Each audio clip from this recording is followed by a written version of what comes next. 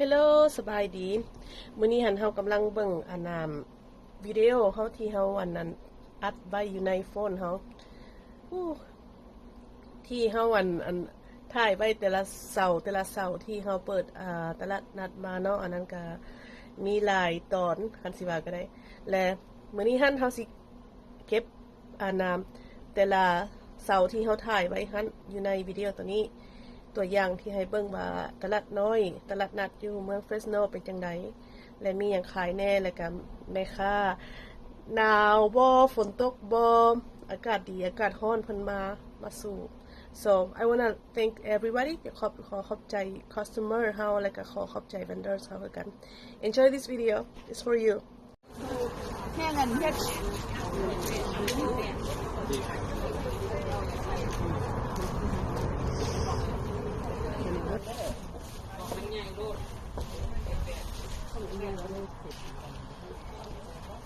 Are you guys shopping again? เลยมาเดิน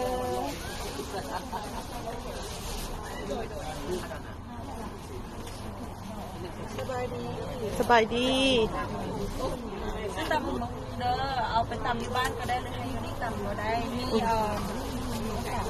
มีกะทิเนาะมีน้ำข้นๆเด้อข้นๆน้ำหอมอุ๊ยอันนี้ไปตำมะหุ่งวันนี้โดยเอาไปตำอยู่บ้านก็ได้ให้ตำนี่ก็ได้เอาคนมาพร้อมเลย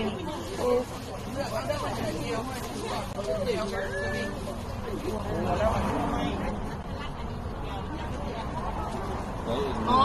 งานเล็กอันนี้แม่เขาพักจะเป็นอันตลาดอยากอยู่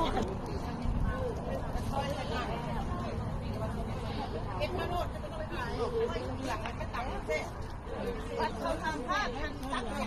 แช่ก่อนเกลือมันหอมจมๆเนาะ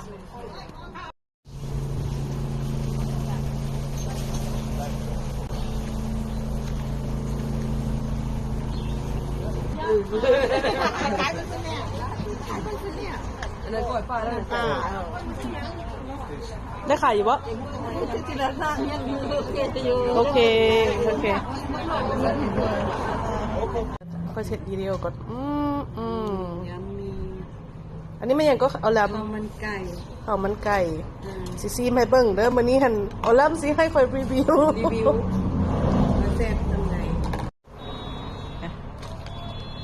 so ของกินเอาลำเฮ็ดให้เด้อนี่เด้อขายนี่วันนี้เพิ่นขายเฮ็ดขายแซ่บไก่ใช่โอเคน้ำซุปอันนี้เขามากินไปไหนสดหรือเปล่าสดเลยแหละกินไล่ตามเขากินน้ำซุปอันมันเผ็ดเรากินอันนี้ใส่แซ่บ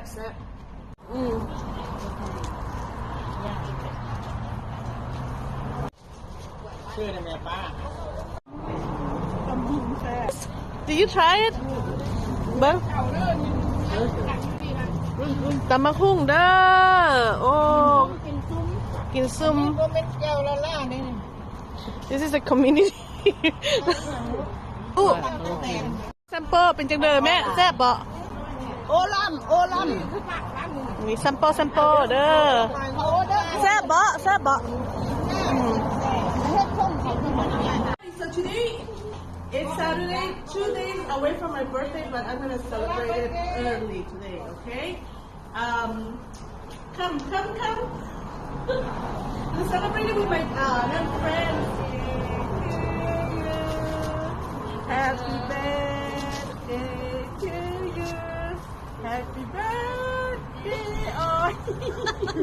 How long? Happy birthday to you. Okay, thank you. Oh. And then birthday. She's gonna light it again. Let's have sugar cane. Oi, มาซื้ออ้อยเด้อ Hello. Oh, delicious. This is so sweet, guys. Cheers. So, sugar cane เด้อมากิน sugar cane อันนี้มันน้ำอ้อยหวานๆ Oh, very good. เด้อมาซื้อบาร์บีคิวแล้วมีหยังอยู่หั่น โอ้พี่กุ้ง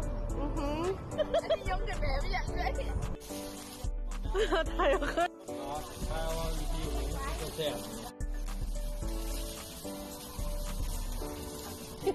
ปีน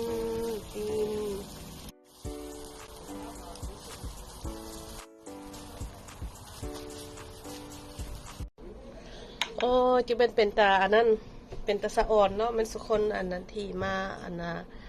มาร่วมงานเพราะว่าเพื่อสิมีตลาดนัดมันก็ต้องได้มีแม่ค้ามีคนมาขายเครื่องแล้วก็คนมาซื้อคือกันอันนี้ก็ได้ so thank you the vendors thank you the customers because in order for us to have this we have to work together you know having customers and vendors and yeah if you want to come visit our little Lao market it's going to be every Saturday from 9 o'clock to 1 o'clock 9 โมงค่ะบ่ายโมงทุกๆวันเสาร์ except for Sun Lao New Year's ที่มันสิกำลังสิเข้ามาหัน so I'm going to be probably 3 weeks off 3 weekends off okay แต่ว่า I will be announcing on my Facebook too and I'll let you know when okay alright see ya